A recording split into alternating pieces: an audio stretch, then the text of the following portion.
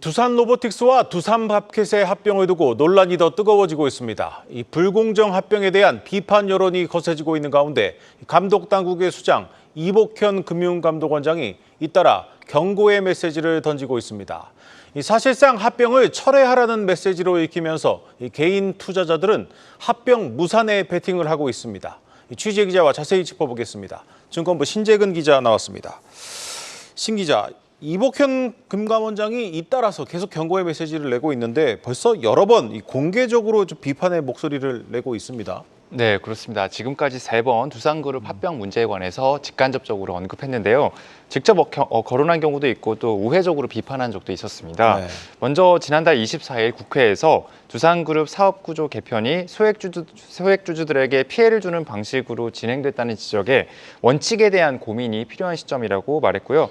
또 지난 8일에는 두산그룹이 낸 합병 관련 정정신고서에 조금이라도 부족함이 있다면 횟수에 제한을 두지 않고 지속적으로 계속 정정 요구를 하겠다고 직접 압박했습니다. 그리고 어제는 일부 회사들의 불공정 합병, 물적 분할 후 상장 등 일반 주주의 이익을 침해하는 사례가 계속해서 발생하고 있다며 다시 한번 두산그룹을 비판하는 듯한 입장을 냈습니다. 이번 사업구조 재편에 대한 비판이 외부에서 계속 나오는 가운데 금감원장도 발언 수위를 높이는 모양새입니다. 네, 이 코리아 디스카운트를 해소하겠다며 정부가 열심히 노력하고 있는 상황이다 보니까 이복현 금감원장의 잇따른 경고, 합병을 철회하라는 메시지다 이렇게 좀 시장이 읽고 있습니다. 그렇습니다. 시장에서도 합병 계획을 거둬들이라는 신호로 받아들이고 있는데요. 네. 국내 상장사 합병에 관해 연구하는 한 교수는 금감원에서는 두산그룹이 합병을 철회하길 바라는 것이라고 해석했습니다. 합병 비율에 대해 문제가 있다고 판단할 여지가 있다는 것이 그건 근거가 될 수 있는데요. 네. 두산그룹은 두산밥켓과 두산로보틱스 간 합병 비율을 1대 0.63으로 설정했습니다. 두산은 법에 규정된 대로 기준 시가에 따라서 합병 비율을 정했다는 입장인데요. 적자 기업이지만 주가가 높은 두산로보틱스와 1조 원대 영업이익을 내지만 주가는 저평가된 두산밥켓을 단순히 시가로 합병 비율을 정하는 것은 불합리하다는 지적이 나오고 있습니다. 네. 금감원이 두산밥켓과 두산로보틱스의 합병 시너지가 떨어진다고 판단할 수 있다는 의견도 제기되는데요. 두산그룹이 다시 제출한 정정신고서에 합병의 기대 효과 등이 숫자로 기재되어 있지 않다는 이유에서입니다. 네. 실제로 두산로보틱스의 정정신고서를 보면 두산밥켓과 통합한다면 북미 유럽 시장에서 고객에 대한 접점이 확대되는 효과가 있을 수 있다. 또 매출 상승의 기대 효과가 존재한다. 새로운 기업 사업 기회의 창출도 기대될 수 있다는 등 상당히 추상적인 표현들이 많습니다. 그렇다면 실제로 이 두산이 정정신고서를 제출한 지 6일이 지났는데 지금 분위기는 어떻습니까? 네, 일단 두산로보틱스가 제출한 합병 증권신고서의 효력 발생일은 오는 28일입니다. 이제 얼마 안 남았죠. 네. 증권신고서가 제출돼 수리되고 일정 기간이 지나면은 효력이 발생하는데 이를 효력 발생일이라고 합니다. 회사가 신고서에 적힌 내용대로 앞으로 실행에 옮기겠다는 뜻입니다.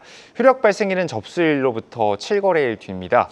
두산그룹이 지난 16일 정정신고서를 제출했고 접수일은 19일이기 때문에 효력 발생일은 7거래일 뒤인 28일이 되는 겁니다. 네. 금감원이 증권신고서를 다시 수정 요구할지 아니면 받아들일지 여부가 곧 나온다는 소리입니다. 금감원은 1차 증권신고서에서 지적된 부분이 반영됐는지를 우선 살펴볼 예정이라고 말했는데요. 앞서 금감원은 합병 배경이나 당위성 등이 추상적으로 기재됐다고 보고 이를 구체적으로 적을 것을 요구했습니다. 다만 합병 비율에 대해서는 정정 요구를 직접 하지 않을 예정입니다. 일단 법적으로 수정하도록 강제할 근거가 없다는 이유에서입니다. 네. 금감원 관계자는 법과 시행령에서 상장사 간 합병은 기준 시가에 따라 합병 가액을 산정하고 있기 때문에 합병 비율에 대해서 직접적으로 관여할 수 없다고 말했습니다. 다만 증권신고서의 정정 요구는 횟수에 제한이 없기 때문에 앞으로 3차든 4차든 이어질 수 있다는 의미심장한 말을 했습니다. 증권업계 안팎에서는 신고서 내용을 판단하는 기준이 주관적일 수밖에 없기 때문에 이번에 합병권을 바라보는 금감원의 시선이 매우 중요해졌다고 보고 있습니다. 네. 그런데 개인 투자자들은 이제 합병이 좀 무산될 것이다 이렇게 보고 두산밥켓을 매수하고 있습니다. 그렇습니다. 개인 투자자는 지난달 24일 이후 한 달 동안 두산밥켓 주식을 500억 원 이상 순매수했습니다. 합병이 무산될 경우를 염두에 두고 개인들이 매수에 나선 것이란 분석이 나오는데요. 네. 무산되면 합병 우려로 떨어졌던 주가가 원래 상태로 돌아올 것이란 기대감 때문으로 보입니다.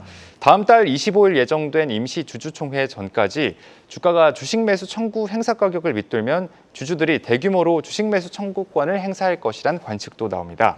합병에 반대하는 주주이거나 찬성하는 주주라고 해도 현재 주가가 주식 매수 청구 가격보다 낮으면 행사하는 것이 유리하기 때문입니다. 네.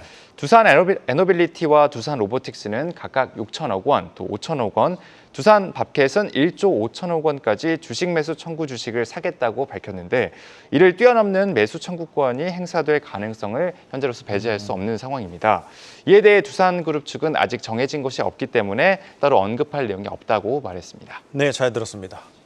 증권부 신재근 기자였습니다.